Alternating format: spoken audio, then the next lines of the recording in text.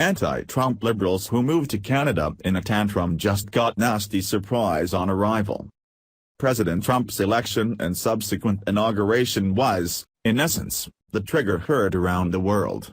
The result was wailing and gnashing of teeth that began way back then and has continued on to this day. In their defense, they have gotten slightly more organized than just throwing rocks and paint graffiti everywhere they go. They've now started to call themselves the Resistance and are resisting everything that might be related to President Trump, no matter how beneficial to the country. Many of the overgrown toddlers that make up this movement came up with a very concrete plan for how to punish the deplorables. They decided to leave the country. Oh, horror of horrors, how will we ever survive without the gender-ambiguous social justice warriors telling us what we can and can't say? Our highly offended countrymen, and countrywoman and country gender confused, wanted to flee to the north, where they assumed that the socialists already practicing in Canada would welcome them with open arms. They were in for a horrible surprise when they arrived though.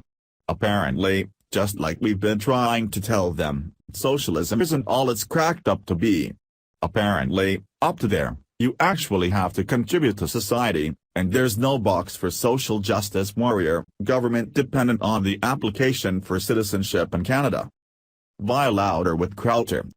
One of the more entertaining aspects of the 2016 post-election season are the threats from the losing side to leave the country.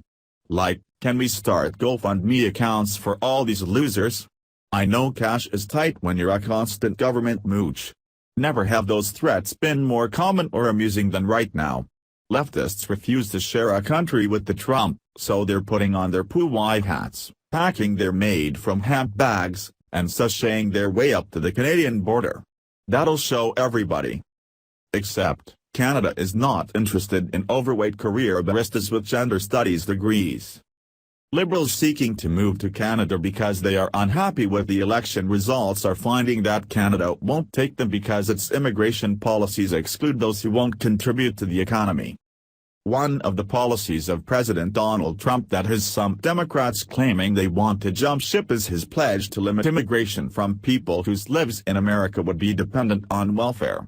Trump promises extreme vetting before accepting immigrants or refugees.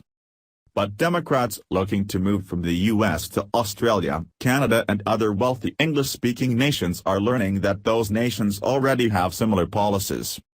Translation of Canadian and Australia immigration policies: y'all are freaking losers. Go back to your mom's basements.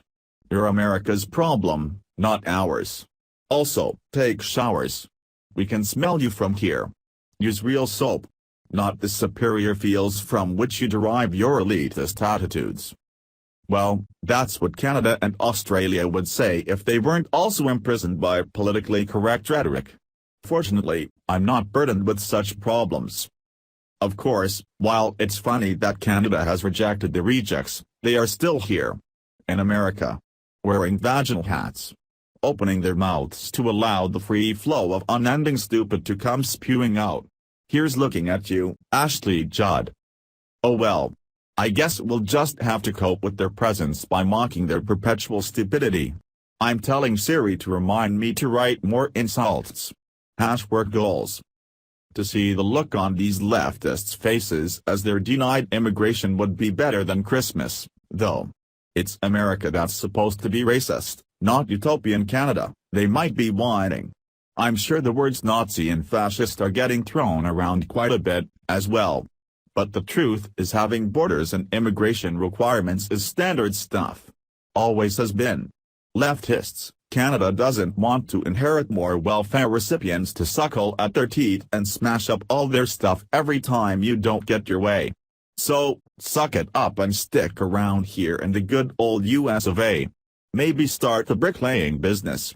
I hear there's about to be a lot of business down in Texas. I know that nobody wants to hear I told you so, but we definitely told them so.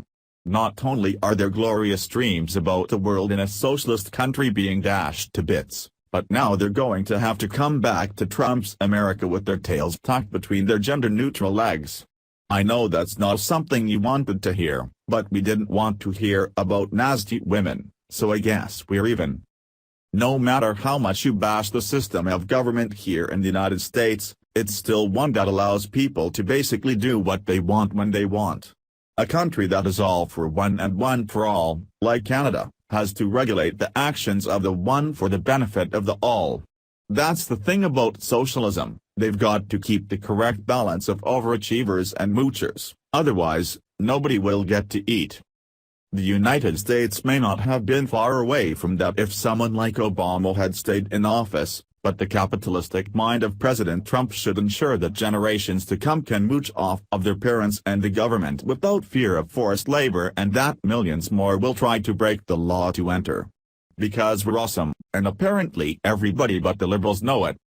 Thanks for watching. Please subscribe Breaking News 365 channel. Goodbye and see you again.